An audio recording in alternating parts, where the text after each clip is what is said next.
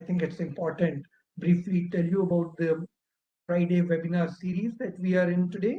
Um, the EGROW Foundation, or Foundation for Economic Growth and Welfare, is a policy-oriented think tank established in October 2018, and our main purpose is to provide solid research-based policy advice to the government or other stakeholders. It is in this context that we have been undertaking lots of research activities. You will see it on our website. And once COVID started and we could not do one-to-one meetings in Delhi, we adopted the webinar series approach. It is exactly in that context that we have conducted policy-oriented webinars for nearly a year and a half on mostly contemporary issues. As was just mentioned, we had invited two Nobel laureates also at different points to speak to our audience on research-based issues. Taking this series further, today we have a very special, very important discussion and from the policymakers. We have a discussion on India as a $10 trillion dream, closely related to what the Prime Minister 2 years back had spoken about a $5 trillion dream. Now, this book has been written, I think, by the best person who could have written it, Mr. Subhash Chandra Garg, who's been the finance secretary of the country, and I've known him for nearly 2 decades in relation to finance and public policy. It's a very good book written at a time when we are trying to reset the button. And to discuss this book, we have another civil servant, Mr. J.K. Dadoo, highly experienced and into civil services, and I understand batchmate of Mr. Subhash Chandra Garg. I was very fortunate to have worked in the National Housing Bank in the board while Madam Dakshita Das was the managing director and CEO. I've seen her work. She was in the Department of Financial Services. And I thought we were struggling at that time, housing being an important infrastructure and important growth oriented sector. We were struggling with different aspects. And I thought I wanted to invite her to discuss this book. Herself from the railway, associated with railways, I thought she'll bring in a very fresh and a new perspective to the discussion. I will be the fourth discussant in this whole thing. To chair this session, another author of a very good book, Mr. Dadoo, we invited him to speak on this topic today. To chair this session, we'll hand over to Mr. Dadoo, and he will conduct the proceedings. And for about next 80 odd minutes, we will be dwelling upon various aspects of this book. Over to you, Mr. Dadoo. Thank you, Professor Charan Singh, for this introduction. I welcome Subhash and MS Das to this webinar and all the august audience which has assembled. I'm sure there must be about 100 plus people. It's a pleasure to be here today to discuss the $10 trillion dream, a very well-researched and data-based book by my old friend and batchmate Subhash Chandra Garg. My compliments to him. The book is very comprehensively covering the state of the Indian economy.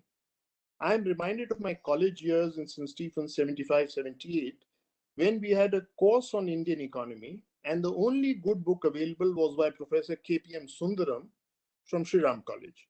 And every year he used to update that book because every year the data would change and his book would sell like hotcakes. I think Subhash Chandra Garg today has done an extremely good job of presenting the economy in such lucid and data-based content. I find a large part of the book deals with the state of the economy, and only part B talks of the 10 trillion economy and some of the policy recommendations that Subhash has made. My compliments to Subhash for putting so much time and effort in producing this book. I wrote a book in 2018 after superannuating in December 2017 on 100 ideas to improve governance in India. Based on my research and based on my understanding of the economy since 1975 when I was a student of economics, to 1980 when I worked in the private sector for 3 years, and then for the last 35 years in the central government, I have 10 major concerns about a 10 trillion economy, which I'd like to voice initially, and then we will request Subhash to speak and then MS Das to work on it. My first point of concern is which states in India will contribute to the GDP of 10 trillion. If you look at the biggest state today, UP, its GDP is only 230 billion. Now we have very small states, we have mid-sized states, we have large states. So if I just want to assume that average GDP of each state in UT is about 100 billion, then we come to a figure of 3.5 trillion, which is not a fact even today.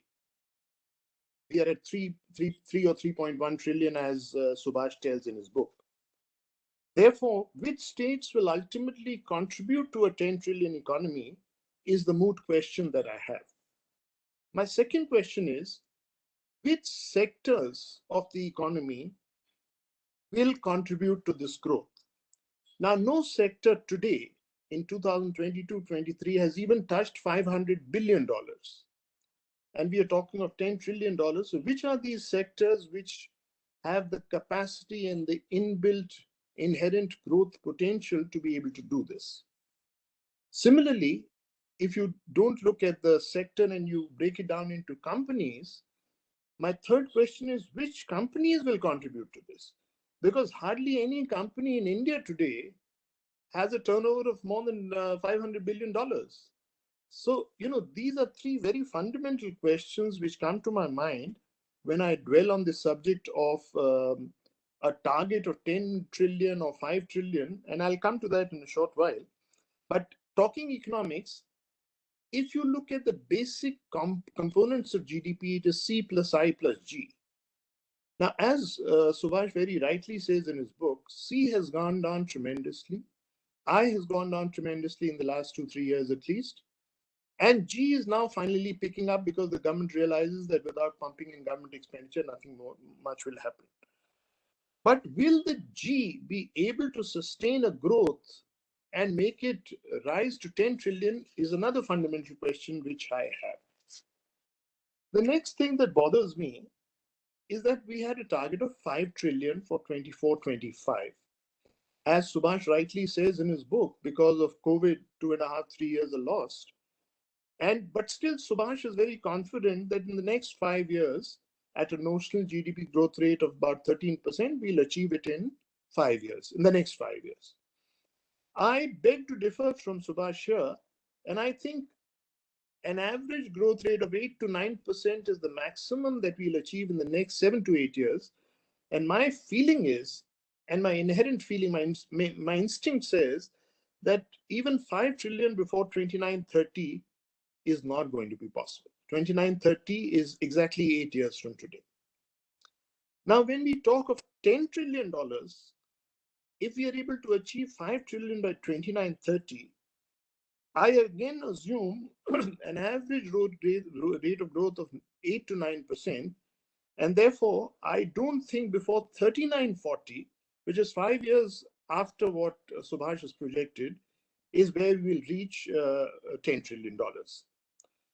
And if we look at a special expert group which has been set up to decide our fundamental projections and fundamental strategy for 2047, which is 100 years of our independence, I'm afraid at this point of time, with the data available to me and with my 35 years of experience in the government, 7 in Defense Ministry, 7 in Commerce, I'm not sure whether we can cross $15 trillion by 2047, which is 100 years of Indian independence. Now, there are 2-3 specific points I'd like to make before I hand over to Subhash. First is that many countries like China have had an export-led growth. in India, if you look at last 10 years, the maximum growth that we achieved in exports was in 11-12. But after that, it's more or less stagnant for the last 10 years. And therefore, I don't see growth happening from exports at least. Now, if you look at the services sector, that is the only silver lining in the whole game of GDP growth. Its exports also have been very impressive.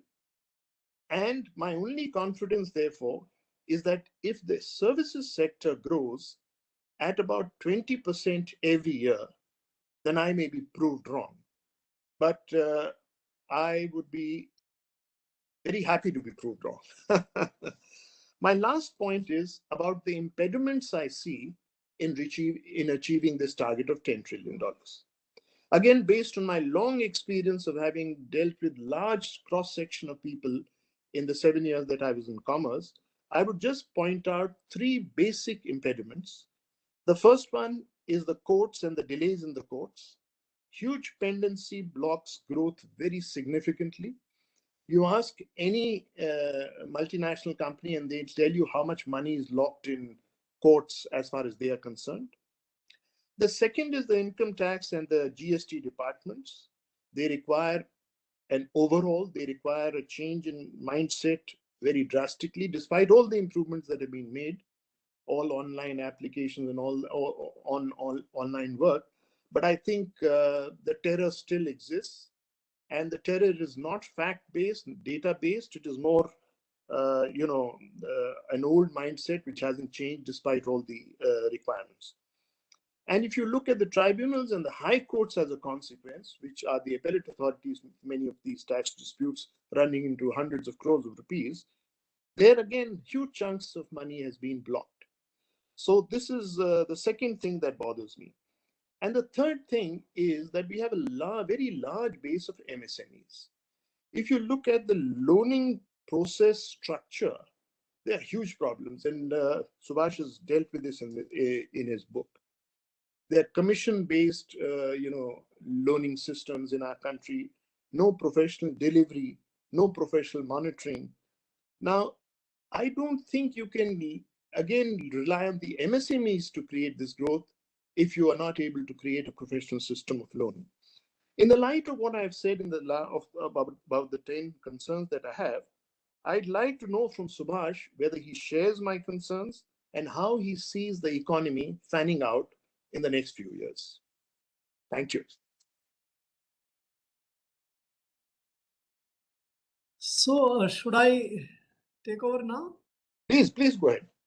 Yeah, thank you, JK, for setting the tone very well, because unless we are aware of all the ground realities and all the draggers of the growth, you can't really think of sort of reforming or putting the economy on a higher growth path. That's where the reforms are all intended. Unless you free the country from these draggers and the inhibitors and squanderers of the growth, you can't really achieve it. So thank you very much for that, outlining all this so very well. Let me also acknowledge what Professor Charan Singh said, that the institution, the EGROW institution's job and mandate is to sort of come up with policy recommendations for the Indian economy to get into a higher growth orbit. And that's precisely the topic or the theme or the thrust of this book. In fact, if you look at the back of the book, the one quote which I have put in there is to place the policy as one of the 3 fundamental building blocks of the economy and the growth, besides the 2 usually recognized factors of production of the labor and capital. The role of policy is not that very well appreciated.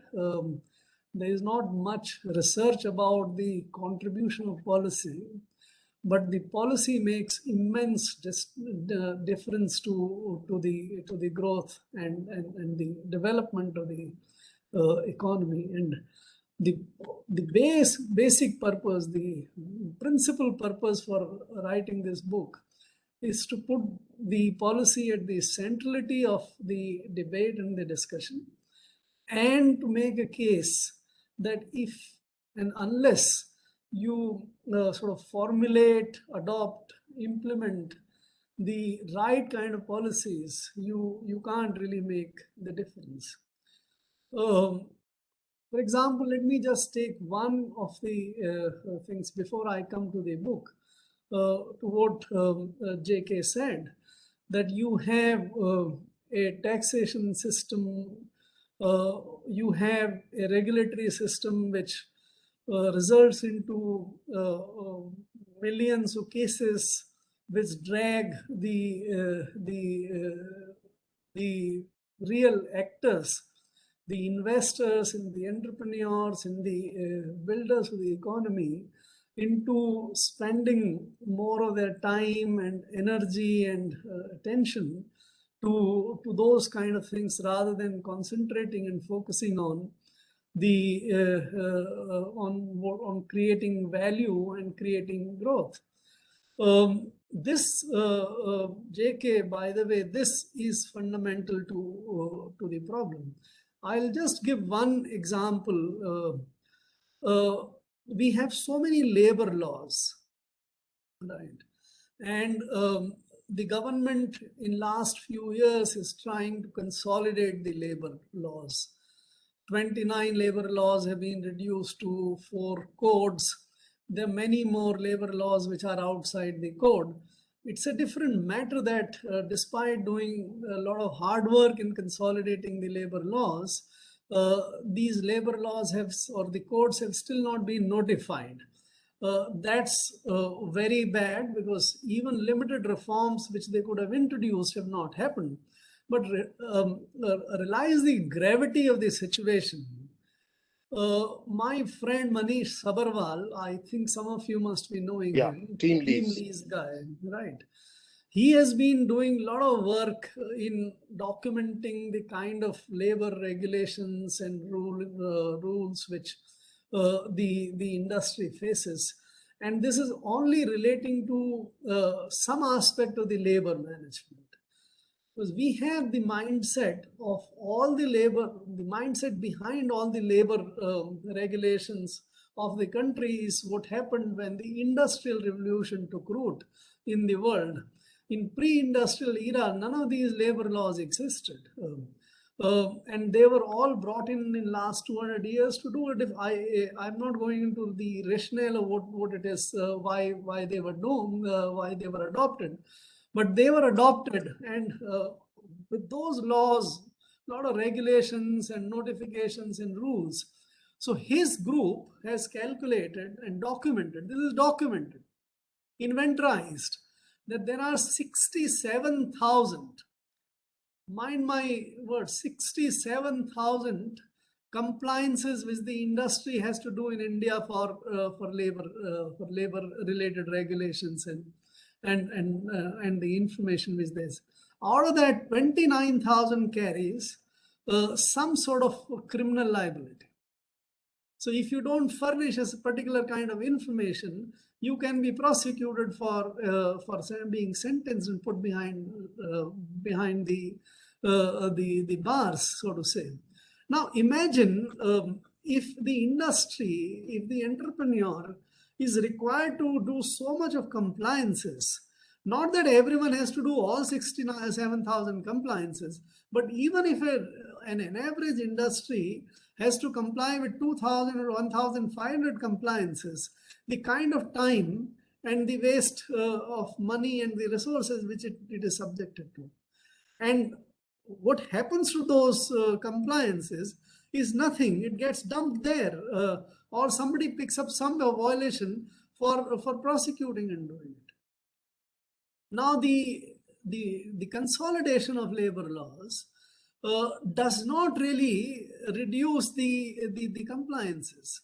It reduces only very small. Piyush Goyal has been recently talking about that all the reforms which the government has done, the compliances would come down by 25,000.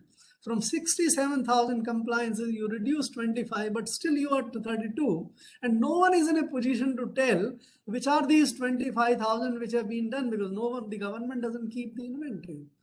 So I don't see the solution as ease of doing business. You tweak some regulation here and there. We will have to do fundamental reform, and there is a chapter in the book about the labor reforms, and I talk about that fundamental reform, that you need only two laws relating to labor today, because you're moving into from the worst of the industrial age, where satanic factories used to be the places where the production of the goods used to take place, to a modernized, automated, with electrified kind of thing, instead of those steam and other things. And much of those laws which were required for those industrial times are not required. And if you can do a very heavy sort of simply surgical elimination of this, and have only two laws on the labor, and that's what I talk about, that one place where we need to regulate and take care is the hazardous workplaces. There are numerous kind of workplaces today, including the cyber workplaces. Today's world is talking about Web3, metaverse workplaces and all. The entire digital economy on the decentralized finance kind of thing is now being built on the Web3, which does not use any physical space. And which does not use even physical people. So barring aside, so that's the extreme example, but even our shops, offices and others are fairly well taken care, and the government should not be worrying about these places, and should not have Shops and Establishment Act, Factories Act, and many of those things which are still there to and put hundreds and thousands of regulations on that. And therefore, I say that you need one law only of workplace, hazardous workplaces law. And on the wages side, on the labor wages, again, there are hundreds of regulations and laws. All that which in today's time is required is a minimum wage law, that you fix one single minimum wage for the country and allow the states to fix one single minimum wage. I don't know whether JK you're aware, there are 2,000 different vocations for which the minimum wages is fixed by the government today, right? 2,000, and it's so wasteful. 2 rupees difference from one to another doesn't really make any real kind of difference, and so much of time and compliance goes over. So if you eliminate all Bonuses Act, Gratuity Act, this and that, and simply have one minimum wage act, you would do away with 67,000 compliances in one go. Subhash, if I can just take a minute, I am on the board of a company which has laws, this is a sugar industry, which has laws from the British time for compliance. We have not even updated those laws. Most of our laws, JK, still are British period laws, right? So that's no surprise to me. But most of those laws are even updated versions which have come up. 95% of the ones are still carrying the older one. But the point I'm trying to make here, and before I come to my the book to respond to your sort of initial comments, is that you need a very, very thoroughly surgical approach to get out of this 3 C's, these compliances, these regulations, and it applies to taxation, it applies to corruption, other kind of things, it applies to labor, it applies to capital control, it applies to a whole lot of other things. That is what is needed. Unfortunately, we are not only not reforming the existing laws, we are still creating the newer burdens. The way we are trying to deal with our data legislations, the way we are trying to deal with our e-commerce regulations, the way we are trying to deal with our blockchain crypto kind of phenomenon which is coming up, we are going to lose the next big thing which is coming in the world today, that digital revolution, instead of sort of making even best of the industrial and the agricultural revolution. So I would stop. I again agree with you. Just a small intervention here. You see, the government defines economically weaker section at 8 lakhs and starts your taxation at 2.5 lakhs. So JK, I'll address these redistribution you want to issues tax also. The economically weaker section first, So I'll address the, you may keep your remarks for the end as well, okay. because I think that is where you would be best in a position to summarize. But okay. And I would have something to say on the redistribution policies as well. So okay. this is all which requires, and which is the thrust of this book, that the policy is the fundamental which is required to be taken care. And if you take and bring good policies, there is good chance that you would be able to accelerate the growth from 5 to 6% kind of things which we are seeing for some time now, to about, and in nominal terms, what matters as far as the dollar is concerned is your nominal growth, not the real growth, minus the depreciation of rupee vis-a-vis dollar. That gives you the growth in dollar terms. So we talk about when we talk about the $10 trillion economy, we talk in terms of the dollar growth, not the real growth of the Indian economy. Now, just to now to come back to this, after having said that the policy is the thirst of this. So what is the question is that what is that fundamental policy shift which is required in the country to put India on a higher growth path? My own sort of experience as well as understanding of the forces which drives the productivity and the higher investment of capital and the labor is actually rests at the door of the government first. So the first thing which I talk about in this book is that we will need to reorganize the government and its involvement into the economy. And I've suggested threefold reorganization of the government's role, and that is the first and the most fundamental policy recommendation in this book. Number one, the responsibility or the obligation or the mandate of the government essentially is to provide public goods and services, not the private goods and services.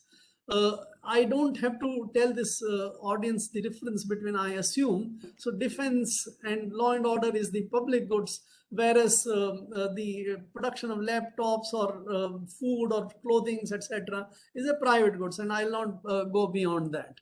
So the number one recalibration is that the government should get focused and be limited to the production of public goods and services. So you use your budgetary and other resources for the defense, the law and order, judicial management, where you can get the get the resources and other technical changes made. So for faster disposal of the court cases and otherwise delivery of justice, to ensure that the justice is delivered faster than. So law and order and all these things are where pollution, carbon control, cleaning the rivers, cleaning the roads, and taking care of health, education of the people. That's what the fundamental role of the government is.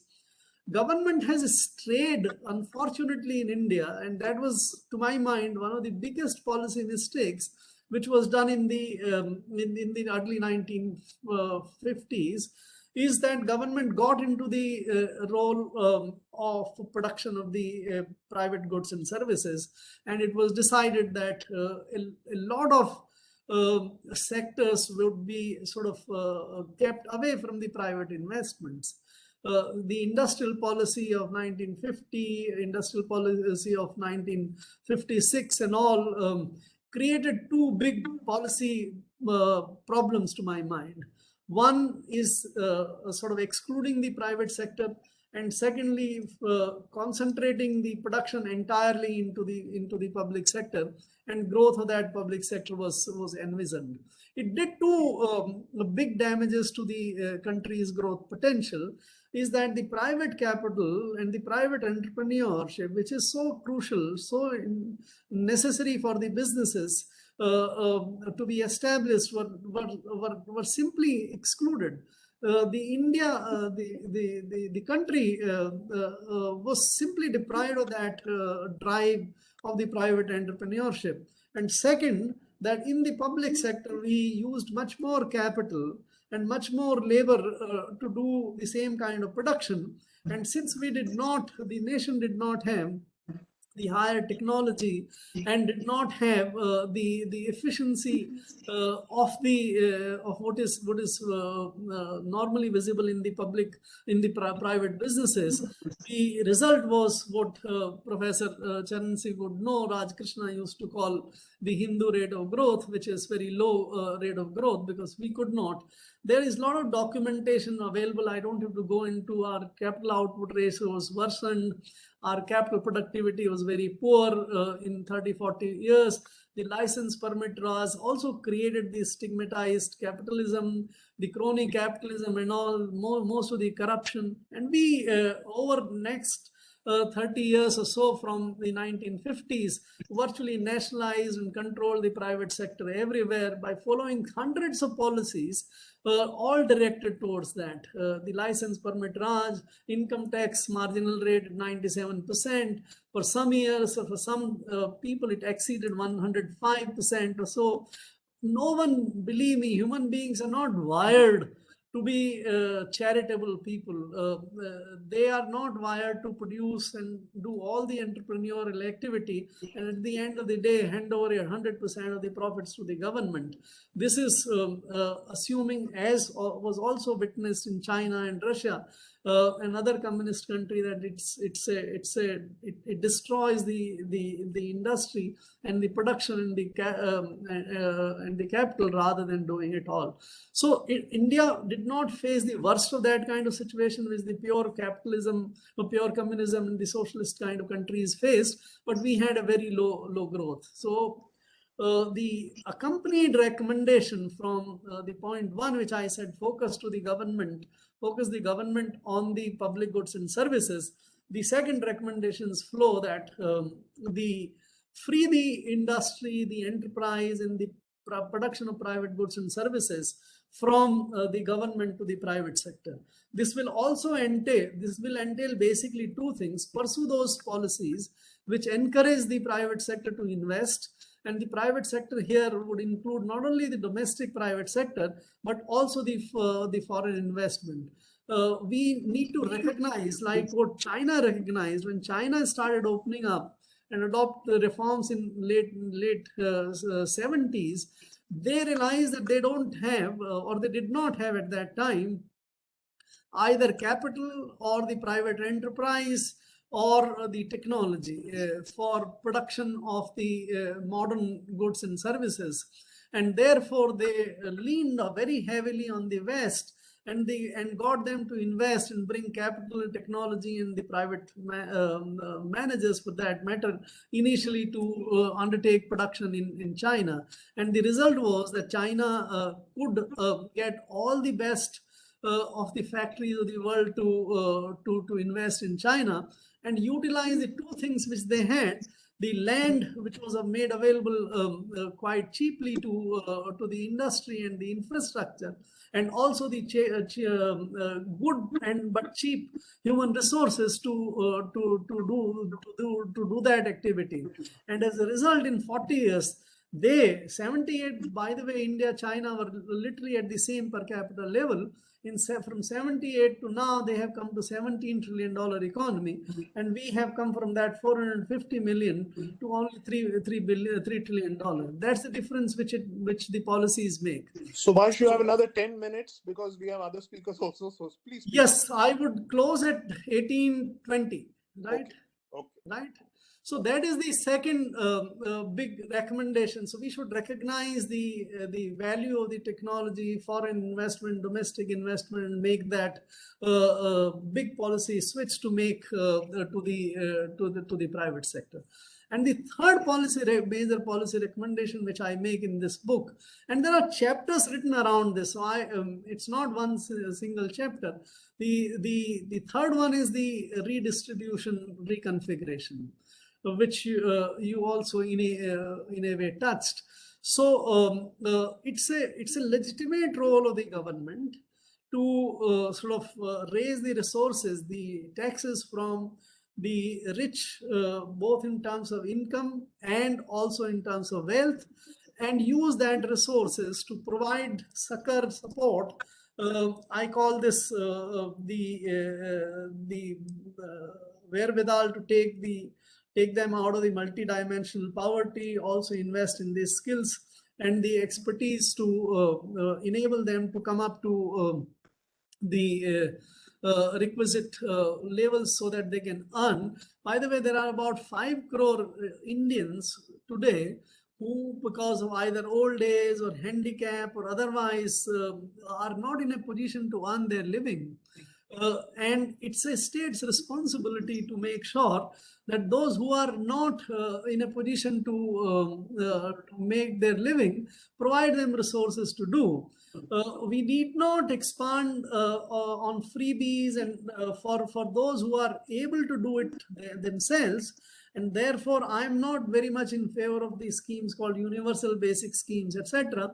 But we should be having a targeted transfers, targeted redistribution for those who are not in a position, and also temporarily provide support to those who have lesser income than what is required for meeting the minimum multidimensional poverty needs, and invest in health, education, and other infrastructure for them for being able to sort of utilize their talent, which all Indians have, except who are unfortunate enough because of physical or other reasons not in a position to.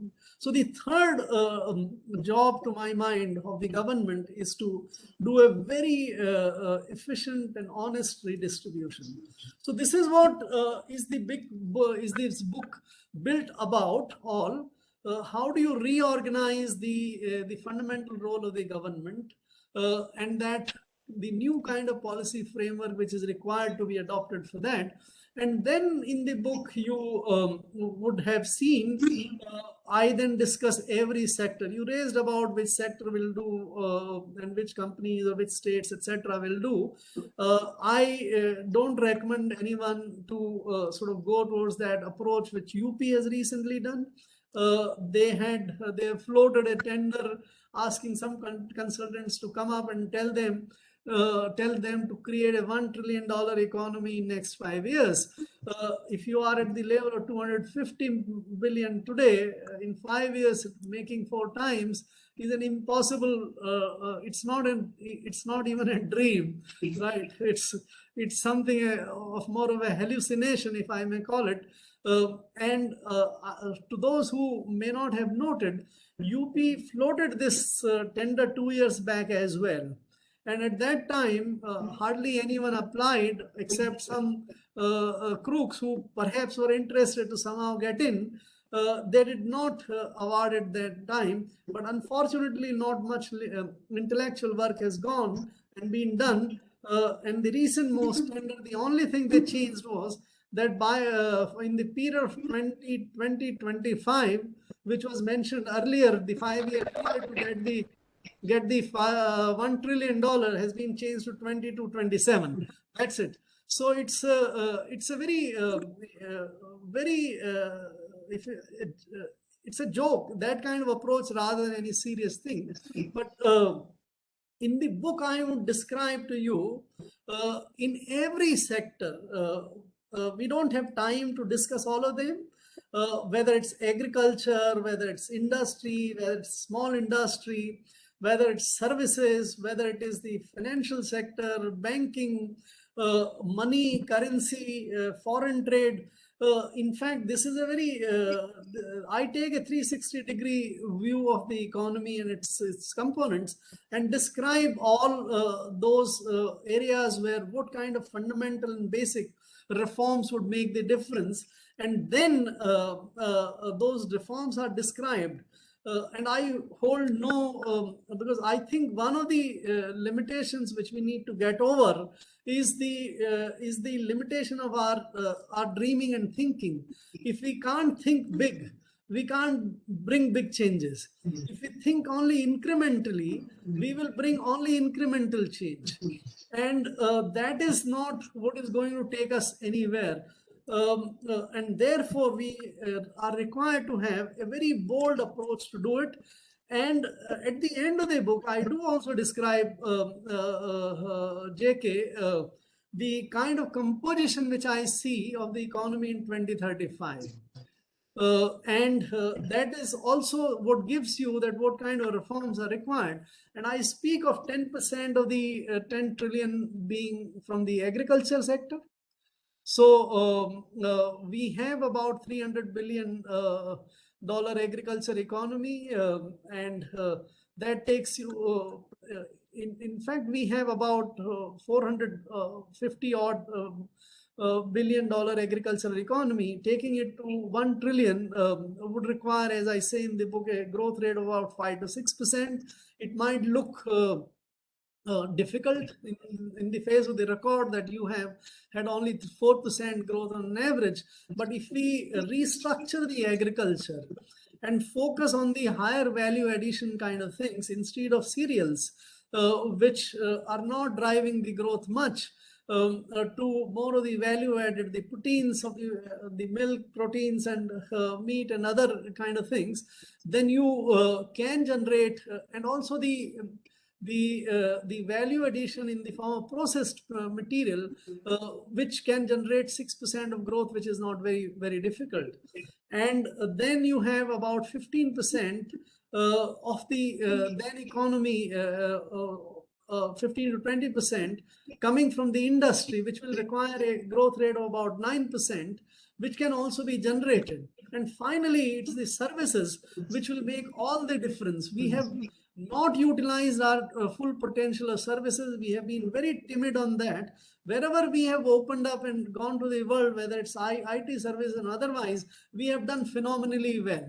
The services can generate the growth rate of 10 to 11% for next 15 years and take us to a to get for us an economy of about 650 or $6.5 trillion by that time. And it's all possible. I'm not going into those sectoral and other kind of things, but would be happy to engage with the people in case there are questions in the question and answer session about the sectoral kind of thing. That is where I rest my case. Thank you very much. Thank you, Subhash. MS Dakshita, would you like to take over now? So thank you, Dr. Charan Singh, for having me here. Pleasure to see you, Garg sir. And thank you, sir, for being the moderator. Now, this is actually a really interesting topic, and the book is very interesting and extremely engaging. I've spent the last few days going over the 700 pages, sir. I have 2 points to make, purely in terms of an approach. One is that we are close to achieving the 5 trillion. Of course, everything dependent upon the dollar. And the concern right now is, or the issue which we are discussing right now, is that how do we achieve the US 10 trillion economy, which is not merely a number, it's actually more of a vision. And I think it's a dream. Now, in that dream, we have to understand the role of the human capital, the principles of equity, the principles of efficacy, the principles of sustainability, which has become extremely big now. So in that sense, if we look at a surgical approach, and I'm borrowing that from Mr. Garg's narrative just before I entered, there can be an element of disruption, which perhaps we have witnessed in the past. But let me also play back to how we have achieved this 5 trillion there have been a lot of very bold decisions which have been put out in the public space and which have resulted in some good data which is emerging. I'll take one, which is the highest ever loading of the Indian Railways, which was reported in the month of April. The way Indian Railways has loaded, it is on the back of an expansion of a network, which happened because from 2015-16, the Indian Railways was given extensive funding from the center. They planned their routes, they planned their paths. It takes 5 to 6 years to get the result. And voila, the results are very clear this year. If there is loading, it means that the public sector entity has somehow been able to deliver. Similarly, if you see the NH stretches, there is a delivery happening. NH has gone a step beyond the railways because it has also got a toll act, which ensures that willy-nilly, annually, there is going to be an incremental increase in toll charges. So that somehow takes care of the inflationary aspect so far as the concessionaire is concerned or the TOT model is concerned. If the TOT model succeeds, it's because the entire road sector is now built again around a network of what we call the leading fintech scheme, which is the FASTag. FASTag has been one of the biggest success stories, rolled out in 2016, and it's surged phenomenally. So these are some of the data points which are very important. But practically also, if we look at it, and there can be a disagreement with whatever views I have, but when I look at the Atmanirbhar Bharat and when I saw it in operation at the field level, that was my posting till December. One of the small decisions taken there was that there will be no import below a certain value. Now, what happened is that a huge ministry like the railways, which was absorbing so many imports, suddenly found that it had to develop local vendors. When you have to develop local vendors, you have to go into a whole process of creating new talent, creating new businesses. And also, you have a 10% developmental order, you have safety concerns, you clear all of that. But one way or the other, in the next 2-3 years, you have an MSME sector which is growing. One vertical in the MSME grows only because of a certain policy orientation which has taken place. On the banking side also, I saw a huge number of reforms which have happened. And I'm going sectorally because these are the principal drivers. If we look at the banking sector, the 2017, 18, 19 were horrible years. There were so many frauds, and Garg sir knows it because at some stage we journeyed together. Big companies were falling, and when big companies fall, there is bound to be minor earthquake ripples all over. You have companies with the size of 1 lakh crore going, somebody going in the aviation sector, somebody going in the reality sector, ILNFS going. So when all of that was happening, somehow again, we found that it was not a knee-jerk policy reaction, but actually it was a surgical approach. A lot of changes happened. In particular, the regulatory changes which happened were phenomenal. The systemically important company concept was introduced. There was a whole lot of inspectorial checks, supervisory checks which came in. And finally, we found that RBI has come out with a very workable and an extremely a decent paper on what the regulatory norms should be and which was finally implemented in terms of policy. Therefore, I feel, these are a few illustrative examples that in reaching 5 trillion, it has not happened just because the services sector has contributed. Maybe this year, the things which I'm talking about will add to the final data points. Because what I'm talking about is what I have seen and what we all know. But the 5 trillion was achieved with the strength of policy reform and policy changes in which perhaps all three of us who are civil servants in some manner have contributed. Sorry, sir. Hello. Okay. Now, what my point is, how do we move to the 10 trillion? Now, 10 trillion is a huge challenge. And the challenge comes from the fact that on today's date, post-COVID, India, as the book says, India is well poised because there's one very nice line which I picked up in the book. I think it's page 481, where it's written that no nation remains great forever. Somewhere down the line, I think we have greatness coming our way because we are well poised with several advantages. I think what we need is to have an approach to sustainability. The redistribution aspect to a large extent has already been addressed through the JAM Trinity. We also have working papers which have shown by Dr. Virmani, for instance, who I think is closely associated with Dr. Charan Singh, that how the Pradhan Mantri Garib Kalyan Yojana prevented a section of Indians from lapsing into sheer poverty. So all in all, I think that instead of a surgical approach, we need a slightly graded approach. Sectorally, we need to focus on infrastructure. As I've said, this year's numbers will sing a different story. I'm very confident about it. And we also need to keep the redistribution in our mind with equity. But more important, we need to look at environment because environment comes at a cost. Environmental degradation comes at a cost. The more we grow, the more we expand, and the more we hive off from our public sector, we not only destroy the environment, we also have a concern because if we create oligarchies in terms of concentration of wealth in the hands of a few people, there the concerns of environment definitely get vitiated. I think my time is over, so I will hand it back to Dr. Thank you. Thank you, Ms. Dakshita. Professor Charan Singh, you have 10 minutes to expound on all that you want to say. I must say it's an excellent book to read. And I think it is a must for any student of Indian economy to read it. It goes beyond history. Many times I felt there are concepts involved and there are excellent exposition of developments that have taken place in the last 30 odd years. So for me, it was a very thrilling experience who had joined the Reserve Bank in 1984 and then done various divisions of the Reserve Bank, done my work and looked at various aspects of the economy.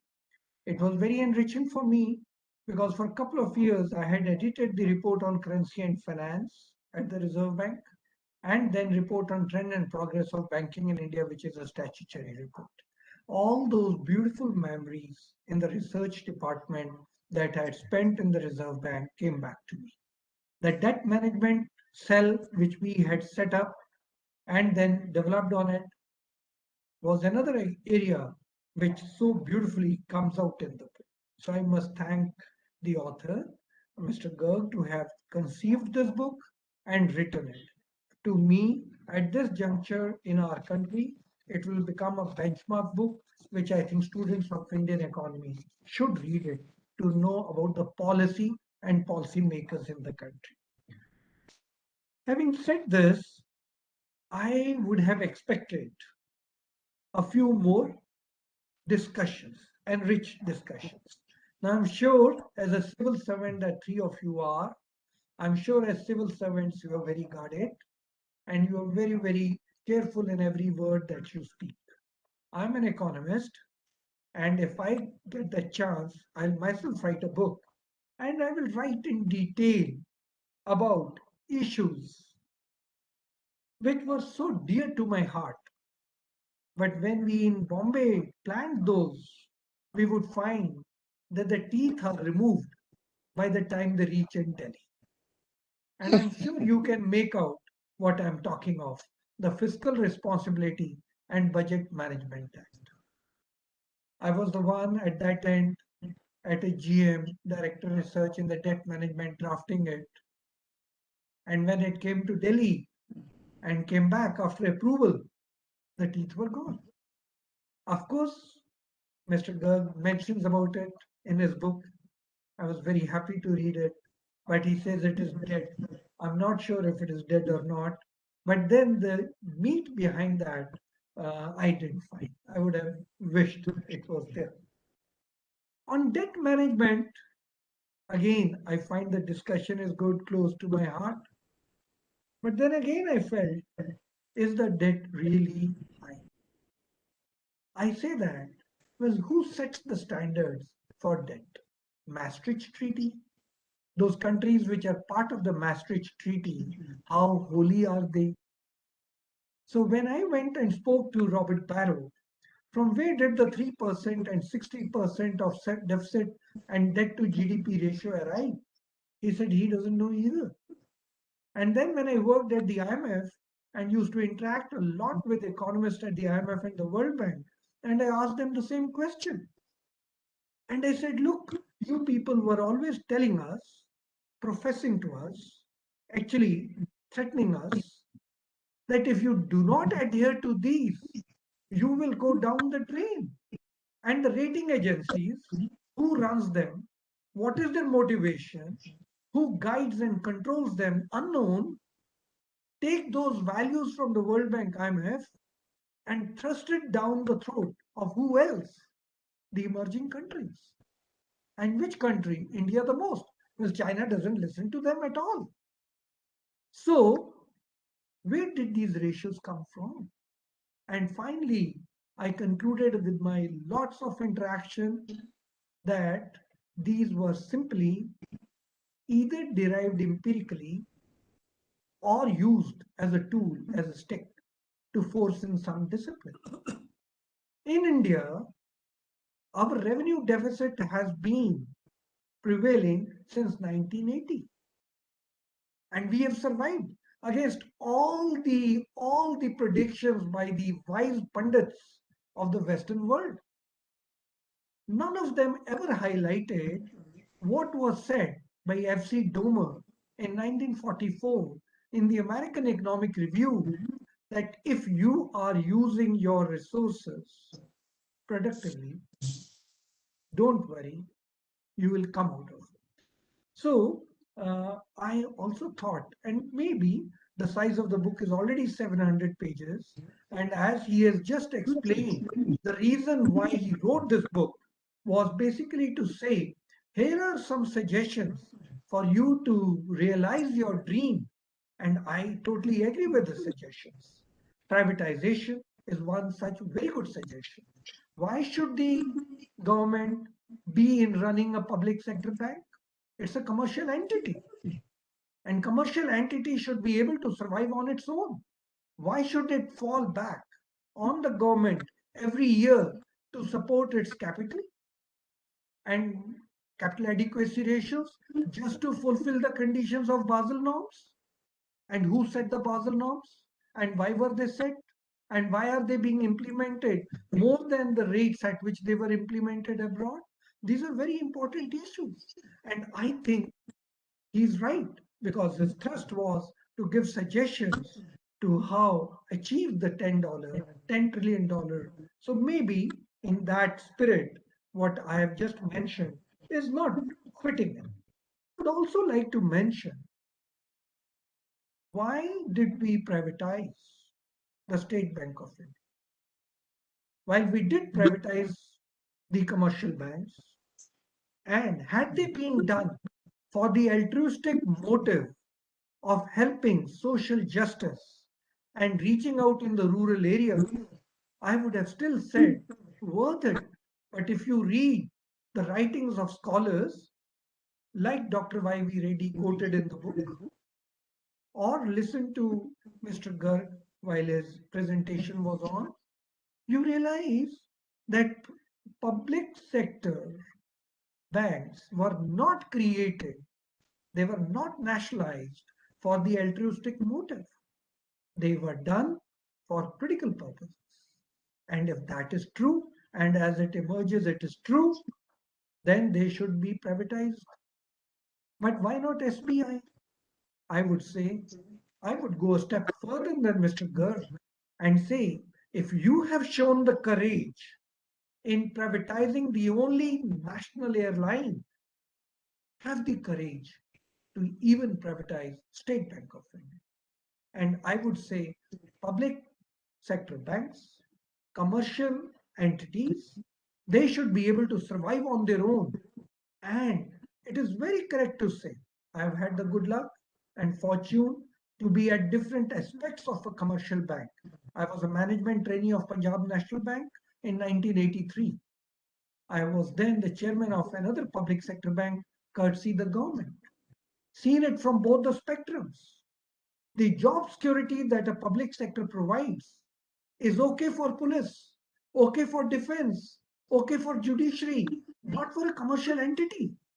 For a commercial entity, down to the peon, everybody should know if I don't earn my wage, I will not be here tomorrow. They have to earn their wage. Professor, you have another couple of minutes. I have another 3 minutes and I'll wrap up in 3 minutes. I would also like to mention that the hypothesis with which India started in 1951, partly socialist pattern of society, has outlived its life. By dubbing the private sector as always evil or devilish, I think is a wrong way. Given the demographics on our shoulders as policymakers, we will have to advise the government, and this government listens, and I think has partly correctly strategized it, that the private sector will have to be a real partner in growth. We cannot create enough jobs to absorb the demographic dividend in public sector jobs, even if they are at the constable level. The private sector has to chip in. Think, maybe Make in India, maybe the Startup and Stand Up India, maybe the MSMEs, and maybe much more has to be done, conceived that we have to engage the private sector in the organized sector as well as fresh, that they have to lead the country into a highly employed country. And when I say so, I hold in my mind the low female labor force participation, which is flagged in the book, but which needs to be changed and increased further. I would have also liked a very interesting story, but again, knowing that you are all civil servants, the story about the RBI surplus. I think Mr. Garg has been bold enough to write what he has written, and it is for all of you to read as listeners, but I would have really liked something more on that. My personal view, of course, is that RBI needs to be fully augmented. Over surplus should be maintained there because that is one organization which is at the arm's length and has maintained an arm's length, but has always come to the rescue whenever required. The last thing, and with this I close, I might have missed it in reading, but I'm very proud of the fact that when Bimal Jalan introduced the multiple indicator approach, keeping the inflation targeting as the sixth component and five others, which over a period of time turned out to be correct, and the world had to adopt financial stability as a key policy input in terms of monetary policy, should have found a little more prominent place in the book. But then there's for an author and a writer, there is always the second book on the cards, and I'm sure either he or I will attempt to do it. Thank you. Thank you, Professor. Now, I want to share a few ideas I have, which I've mentioned in my book. And 10 of these ideas, I think, can catapult India from the 3 trillion economy to the 10 trillion economy a little faster if these can be done. I'll quickly reel them out and would then request Subhash to comment on them and could elaborate on whatever else you want. JK, we have the viewers comment, audience. The audience will keep for the last 10 minutes. Professor Charan told me. We have only 20 minutes left now. Yeah, Professor Charan told me that we need to internally also, the panelists need to discuss, and then we give the last 10 minutes to the question answer. All right. Okay, fair enough. So I'll just take a couple of minutes and highlight these 10 points, and then I'll seek your views on that and the views of the other panelists. The first is the optimal use of foreign exchange reserves. We are touching about 650 billion. There is no concerted or organized effort in my mind anywhere in the government how best to utilize these resources for domestic growth. Number two, mining reforms. You touch about this in your book. I have worked as a consultant for one of the big mining companies in India. I find again there is no organized attention for exploration of minerals and its full exploitation. Imports continue to grow exponentially in the mineral sector. I feel that targets should be set for each mineral required by India, and incentivization should be done accordingly. Similarly, I would like to suggest that there should be targets for each wing and department of the government, including the courts, and there should be a system to monitor disposal and adjournments in each court. If that is not done, we will have substantial amount of money locked up in the courts and the systems there. The third thing that I want to mention is that we need to have tax potential studies which are urgently required. Why am I saying this? The retail trade, for example, Chandni Chowk and Karol Bagh deals 100% in cash. Each trader has a turnover of 1 lakh every day and no tax is paid. Real estate, lawyers, medical professionals, gold and silver trade, there's hardly any tax coming from the most remunerative trades in our country. Then there are no studies on turnover of any of these items. There is no extent of GST accruable study in any of these areas. Therefore, government's commitment to hit at some of the most lucrative sectors for taxation, the time has come, and without considering it an election base, traders are the first ones who need to be looked at very carefully. Foreign trade, I want to suggest that every ambassador should be given a target for identifying markets for Indian exports, which run and cover nearly 12,500 tariff lines. Today, ambassadors' contribution in exports is virtually non-existent. We have 155 ambassadors in 155 countries. They must be given a target to set Indian export sector on a higher trajectory. In the same wavelength, I would like to suggest that the Commerce Ministry and the MEA needs to integrate to boost exports. They cannot work in vacuums, and therefore very little has been achieved by way of exports in the last 10 years at least. We have 45 export promotion councils. Now they've become tourism bodies. The officers of these export promotion councils visit countries, don't sit even at the stall for even a day, are doing tourism, promoting tourism. That's not their purpose. They must expand exports. In the education sector, every private sector firm of some magnitude should be asked to start a college of arts, humanities, science or technology in each of our 740 districts. Similarly, we should create a medical college and a hospital in all the 740 districts. At least 300 districts don't have a hospital of about 500 beds. What to talk of a medical college? Then another important idea I discussed in my book was sovereign wealth funds, which I discussed with Subhash when he was Secretary DA also. At that time, the sovereign wealth funds of the world had about $8 trillion in wealth and didn't know how to invest it. There should be a study in MOF to find out how best we can tap these funds for infrastructure and quick growth of the economy. And some of the areas that I had mentioned, this was for operationalizing 300 airstrips which are dormant now, for modernizing 1,000 railway stations which are sitting on large tracts of land which are unutilized, and for extending cold chain facilities in 740 districts. Largest amount of perishable goods perish in these districts because we don't have a cold chain. The next point, and this comes from again Ministry of Commerce, is that we have about 40 or to 50 centers of excellence.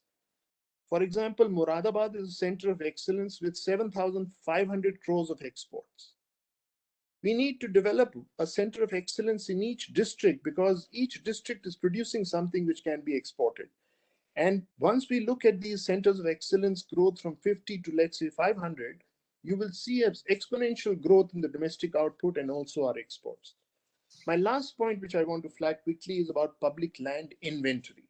Having worked in 5 different union territories and having interact with large number of state chief secretaries, I find that there's a huge amount of encroachment on public land because there is no inventory of public land.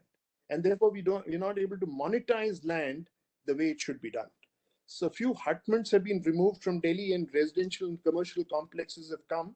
Now this can become a model for all the 6,000 towns of the country. So quickly, these are some of the thoughts which I mentioned in my book, which I thought I'll mention here, because these can be very good growth centers for achieving the kind of target that we have set for ourselves and the dream that Subhash talks about. Thank you. So thank you very much. I think I would not be in a position to respond right away because of the time constraint. Otherwise, I would have loved to do it. At this stage, I would just thank three of you to have found time to sort of go through this big bulky book. So thank you very much. And both, I think, Professor Charan Singh and Dakshita Das, and you also, Dadoo, seem to have literally read through cover to cover, and your comments reflected that. Thank you very much for that. I think we should have some comments and the questions from the audience, and that would be perhaps the best use of the time which we have available. Okay. Thank you. Unless Professor or Dakshita has to say something, we'll go to the audience straight away. Sure. Let's go to the audience. Okay. I'm okay. So, Let's go. Professor, how will you moderate that? The questions will come from the audience. There are a couple of questions which have already come in the chat box. Please go We ahead. can read that, or we can ask people to raise their hands. I think that's better. Let them speak. That would Okay. be better. Okay. Please go ahead. This webinar is open to the audience. Please go ahead. Yes, sir. Please raise your hands and ask your question. We can. You can call the one who has given it on the chat box. Let him raise the question. Yes. Sir, good evening, sir. Yeah, good evening. Yes, sir, I wanted to ask that why did India not proceeded to grow its manufacturing sector but service sector post 1991 reforms? That, like, why did we fail to develop manufacturing sector? So I think that's a very valid question. Can I just make a request that we have a couple of questions? Can I request them to raise the questions, then you can answer them at the end? Yeah? No. Okay. So Priyanshi next and Mr. Sampath Raman next.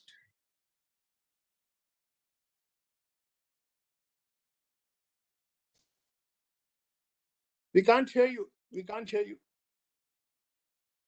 I'm so sorry. Sir, my reading was that the book laid a lot of stress on the privatization of each sector. While we do have examples of countries where privatization have led to high growth in GDP and efficiency, we also have examples of countries, for example, Russia in 1990s, where privatization as a process not taken properly has led to crony capitalism and oligarchy. So do you think India has that kind of, given the current political structure and the institutional structure, that we have that kind of capacity to avoid that in future? And my second question is, even though private sector have led to efficiency, we also have examples that have shown that private sector is definitely not a silver bullet. And a classic example can be given of 2008 financial crisis, where the folly of the few private individuals was finally borne by the government and the ultimate taxpayer, where they were bailed out. So how do we avoid this in India? And if something like that happens, do we really have the cushion in our political institutions that can avoid a huge public backlash if in future private sector does something wrong and the public have to bear the burden of it? Thank you. Mr. Sampath Raman, please. Hello, good evening. Good evening. It's a fantastic session and absolutely bold. Now, my question is, unless there is a genuine ease of doing business and ease of living, we cannot march towards 10 trillion economy. That's the only roadblock in my mind.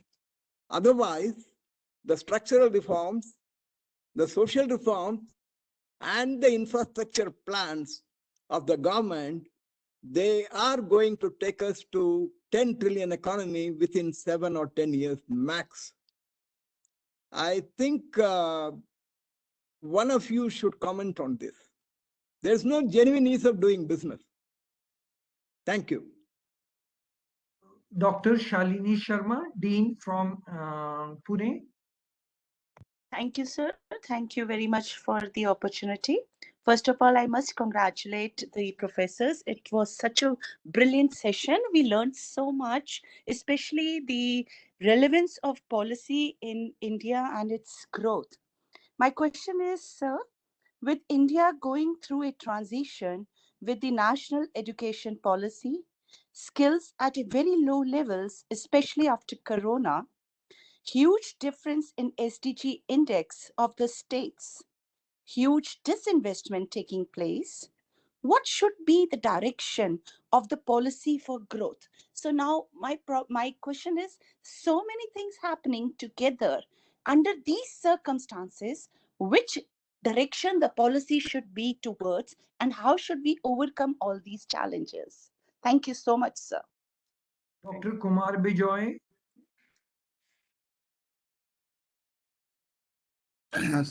Very good evening to all panelists, and Charan Singh, very good evening to you. It was really very nice session. One small comment related to Garg sir, that related to that 1 trillion economy of UP. Sir, if they are dreaming, we as a teacher of university feel that 100 marks dream is not a bad dream. Whether achievement is there for 75 or 80, so let it be, at least it will be a driving force. So that is there. And one additional part which is a continuous thing is, till the time we will be going for excessive welfare philosophy, I think we will not be able to achieve until unless we have to have engaging economy. So government has to focus that how to make it more, engaging, employment generation through direct and indirect channels, so that instead of, feeding them, they should be able to feed others. And that will be a kind of a collective and inclusive growth will lead to 10 trillion economy, a reality in a, within a decade time. It will be very much possible. So I want to have, a kind of a comment on any one of you, on every one of you. Thank you. Thanks a lot. But it was a very nice session. We'll take 2 more questions, then we close this round. The next one is Hansa Jain, and after Hansa Jain, we will have Akshay, please.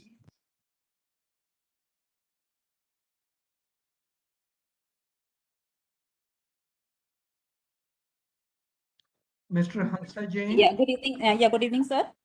Am I audible, sir? Yeah. Yes, you are. It was really a very nice session.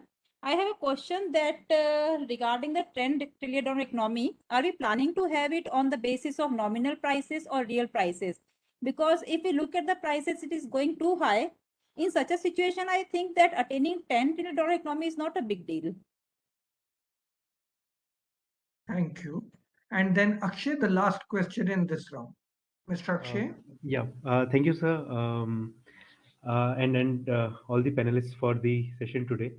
So my question to Subhash sir and to all of you is, when we talk about the $10 trillion economy, would it have in it a built-in feature to tackle the growing inequality that we have in terms of the income as well as the wealth inequality, and in the pandemic period we have seen the inequality and the rift widening.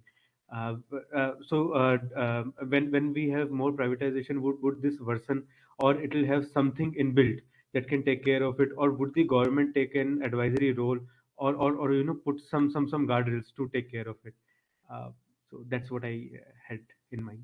Yeah. So Thank you. I would now hand it over to Mr. Garg, but before I do that, I would request you to buy his book and read it. Because the type of questions that you raised, partly he has answered in the book. But let's go to him. So thank you very much. Should we close at 7 o'clock? This is the firm time. No, if you have time and if Mr. Dadoo permits, he's chairing the session. We'll extend it. I have no issues. I just want to make one comment that all the questions I think are addressed to Subhash, he should handle it. But I would only like to suggest that Mr. Sampath Raman's question, ease of doing business, is fundamental. I think all the points that I raised are focused on that. And if ease of doing business is actually worked upon, things will change. and I'll be proved wrong of the dates that I mentioned. Please carry on, Subhash. So let me attempt it in next 7 to 10 minutes, these 8 to 10 issues which have been raised. And so manufacturing, see the manufacturing, the real differential is the technology which leads to production of machines, and those machines produces the goods.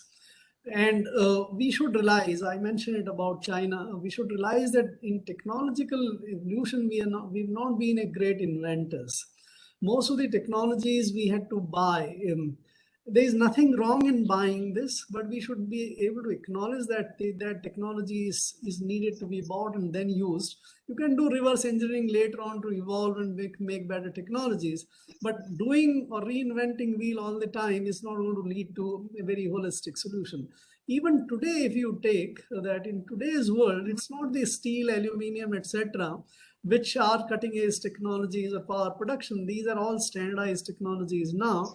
But the real growth on the manufacturing side today will come from the semiconductors, the wind technology, the solar technologies, and those kind of extractive technology to extract back the carbon and other things. These are the real cutting edge technologies which will lead to better manufacturing in times to come. We don't have that. We are not leader to that. So I think if you want to solve the manufacturing problem, it's not honestly. I may have to comment this that PLI is a great scheme to do sort of some cost neutralization for the extra costs which the companies face, but the PLI is not actually removing the cost of doing business in the country, and it doesn't get the technology invented here. So we will need to focus a lot more on getting the best and the most competitive technologies to be really able to raise the share of manufacturing in the economy. Privatization comment is all taken in its spirit. It should be tied up with what I said earlier, that the production of private goods and services is not the primary sort of ability of the governments. These are best done with lesser capital and all. Professor Charan Singh also mentioned about the banks and other things where the capital use is much more efficient in the private sector. So it's not for the philosophical or ideological reason that one should talk about the privatization or not. It is pure and simple for more efficiency and good reasons, that if you can produce some things in the private sector and restrict the government and focus the government on the public goods and production, you would probably have a much better economic outcome. And that is where the case for the privatization of the power and the steel, or for that matter, banks or insurance companies and aircraft companies and other things lie. And therefore, I think we should go ahead with that agenda. Of course, we should be very careful to see that privatization is not captured by the oligarchs, what Russia saw, or what some of the European countries. And we, I think, have enough of the experience, global as well as our own, to structure the transactions very well. In the book, I talk about identifying or taking these 25 big companies to a sovereign asset management company, which Dadoo also mentioned about, and that is the way to create a sovereign asset management of the, and there these companies over a period of time, nothing can be done and should be done straight away. Everything can't be sold tomorrow. So these companies and the rest of the 300 odd companies which are either loss making or are very small operators in the industry, they should be in next 5 years or so. So please read that chapter on the privatization and also creation of the sovereign asset management company to take up this agenda further, and you would find the answers to structure the transactions in a way that it doesn't result into oligarchs and all. Next question was about ease of doing business and living. This is the fundamental thing. The businesses need to be freed of the burdens or these compliances or unease of doing business or the cost of doing business. This is fundamental, which is very much necessary. But my contribution or my suggestion, and which I argue, and earlier in the day also I argued about the simplification of the labor laws, etc., that ease of doing business primarily will come from the elimination of the statal control and regulation and supervision on a lot of things which are unnecessarily being done. That is the most important way to ease to bring about the ease of doing business, rather than doing some tinkering of what is happening in the name of the ease of doing business. That is the idea of the maximum governance and minimum government is also essentially that you should release the private sector and the businesses from the burden of sort of complying or making these kind of things from the government, and focus on that. That's the real ease of doing business to my mind. Education policy, SDG, I have discussed in the book basically from the perspective of the economy, not from the perspective of bringing ethical, cultural and other education to, that's not my mandate, that's not my expertise. From the economic angle of the education, I have argued very sort of forcefully in my book, in my judgment, is that we should adopt a better policy for involving the private sector in the education of basically three big components of the education, which is the tertiary education, the engineering education, and the medical, and the occupational, the skill kind of thing. So these are the areas which are not to the character building or basic education, etc., which should remain with the government. But we have followed a very flawed policy, in my judgment, that you can't earn profit in any of these activities. So as a result, even technical education is delivered free of cost or at a highly subsidized cost. Or if the private sector is coming, that is a rogue private sector which takes capitation fees and many other ways of under the carpet kind of. So the whole reason or rationale why our education sector is corrupted in these kind of, whether medical, technical or otherwise, is because we have a fundamental policy reform, policy problem. There are some other basic issues which are also discussed for the health and education sector. They would generate, and we have a huge competitive advantage in the health and education sector to bring about a big growth in the economy. We can be really the Vishwaguru, as is being mentioned, but it can't happen by slogan. It will require us to open up education. We spent $30 billion on the students' education fees for going out of the country and study there. We can actually be earning $30 billion to $50 billion if we can change the policy and open the education sector. I won't go further. UP $1 trillion dream, it's legitimate for everyone, every state. Dadoo also talked about the states. If something can fire the imagination of the state bureaucracy, the state political leaders, and to aim at much higher levels of of growth, I would welcome it. What I was commenting was basically the approach which is there. There again, it is that if you go through that tender document, which the UP government has put out, you have to be a little pragmatic. 250 million to 1 trillion in 5 years is an impossibility in economic terms. It would require a growth rate of 30 to 40%. It doesn't happen that way. So we should have the seed of the failure of that dream would lie in making that dream so impossible right at the beginning. Secondly, the approach which has been adopted there is not the policy reforms, is not very investment friendly. It is more of a targeted kind of so for each department, it talks about giving targets that you would raise it doesn't happen. The economic growth doesn't happen in that way that we say that the tourism department will next year generate an income of $100 billion.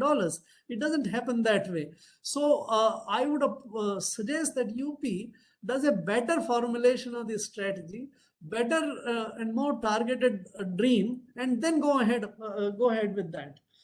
Excessive welfare philosophy, employment generation, I think those are, we should believe that the employment or jobs are coming out of basically the value creation which happens in the business. So I argue about that very in great detail in the book, that GDP, as we know, basically is shared by the three parts of this economy of the society, so to say. All the labor receives the payment in the form of wages, salaries, etc.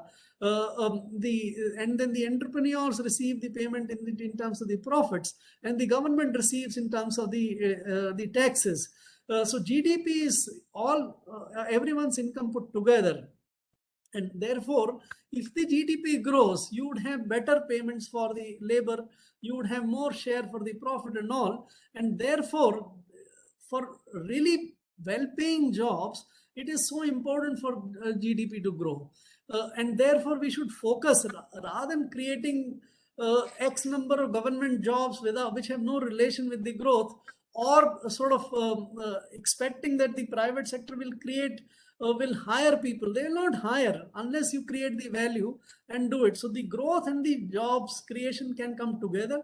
Of course, we can follow the right kind of policies to sort of give better incentives for the job-oriented growth rather than more capital-oriented. Unfortunately, our policy has been the reverse. We have incentivized the capital-oriented growth rather than the job-oriented growth. So I wouldn't go more into that.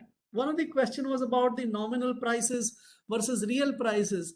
There is this inflation in the domestic economy can subvert any calculations. You can, if this year's you take it, Indian economy grew by 19% in 2021, in 21-22 in nominal terms, whereas in real terms it grew by only 9%. So if you can have very large inflation, you can grow into a very large economy size, but that's not the real growth.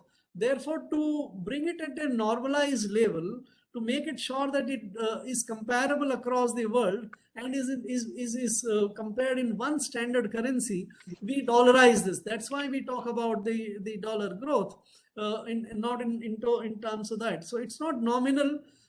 Of course, dollar conversion takes place in nominal, so you take that into account, but it accounts for also the depreciation which takes place. So in dollar terms, we talk about the nominal growth as adjusted in currency depreciation. Finally, this growing inequality, I think I addressed this in my remarks earlier. We have to have a very wise redistribution policies to get more of the taxes from the rich, both from the income and the wealth. We don't have a wealth tax system. There is a chapter in the book which talks about the taxation reforms, and I make a very big case for the wealth tax, not of the type which was there, but a wealth tax which is more functional and which is there. Kindly read that if you want to go for that.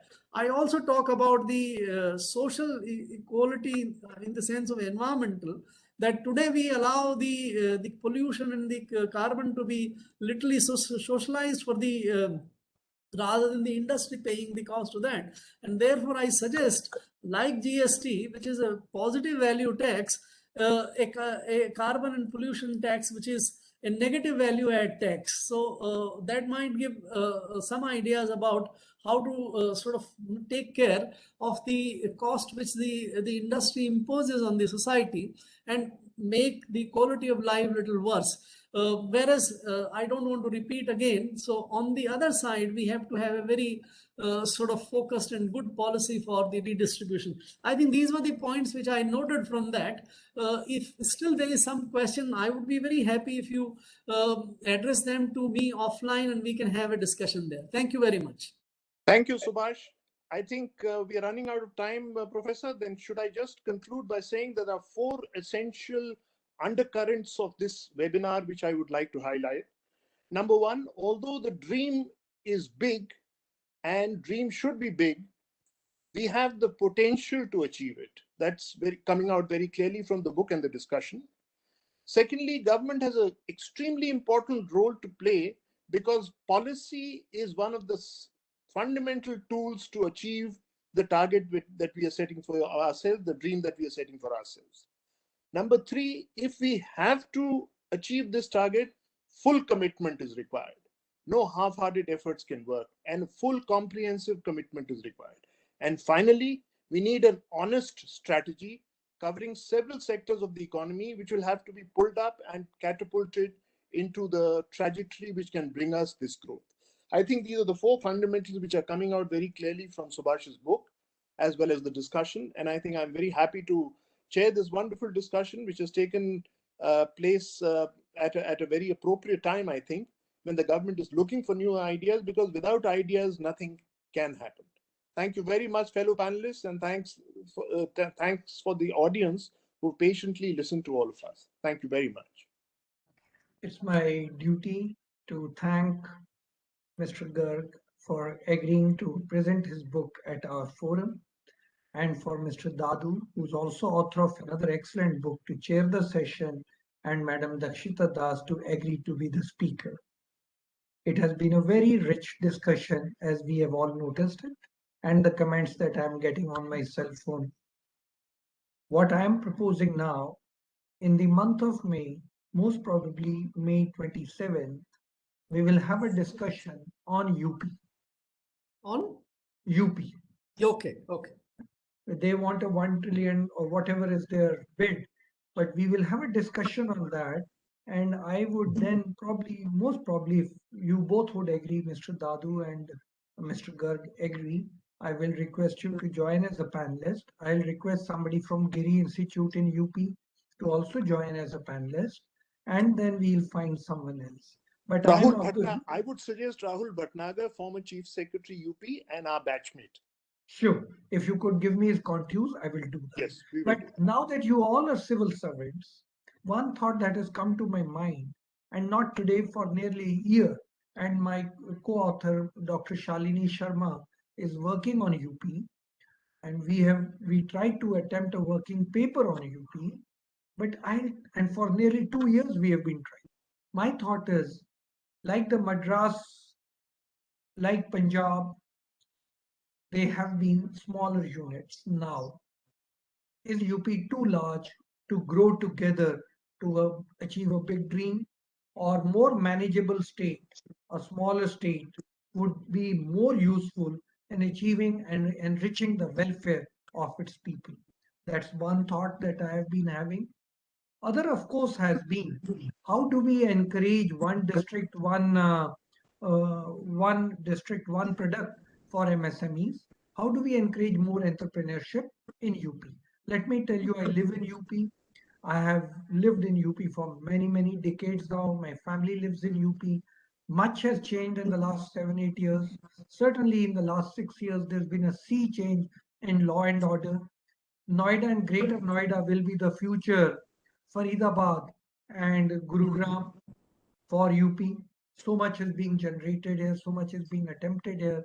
But if we can help UP grow faster, now that they have shown the desire, a dream to grow faster, I think it will be a policymaker's dream to help them grow faster. How many states in our country are willing to grow faster? How many states in the country are trying everything that they can do, including invite a bid, including revise a failed bid to grow faster? If here is a state which is showing that intention, I think it's our job as policymakers to give them suggestions. Keeping that in mind and keeping the mandate of EGROW in mind, in the month of May, we will organize a panel discussion of how to make UP a rich state, and I will invite again all of you. I must thank you for your presence today. I must thank you for your frank opinion on everything. It's an academic forum, and if on an academic forum we can't be frank, where else can we be frank? So I'm really but Professor, may I just outline one thing? It is not only candidness that is important. It is the value of candidness that has to be understood in the right quarters. Yes. Because it's very easy to conceal. It is difficult to reveal. Absolutely. Absolutely. So the next announcement I want to make is today's discussion, according to me, was very, very rich. The recording will be available on our website tomorrow by noon. Please use it. I will be putting it on Twitter and of course sending you the links. But I think this has been a very rich discussion which needs to be disseminated across our country.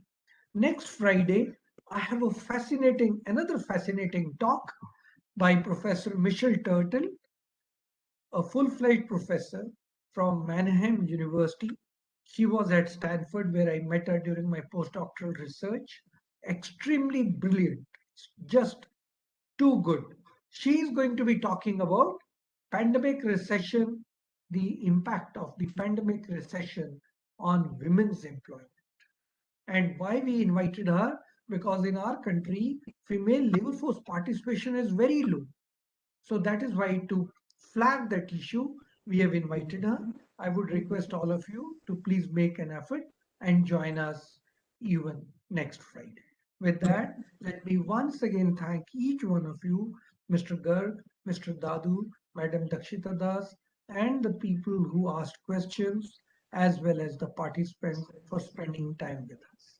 Thank you very much. Thank you very next much to Friday. you all. It has been a wonderful session. Thank you very much. Thank you, Professor. Thanks to all the fellow panelists and the audience. Thank you very much. Thank you. Thank you. Thank you. Good night. Bye. Good night. Bye-bye.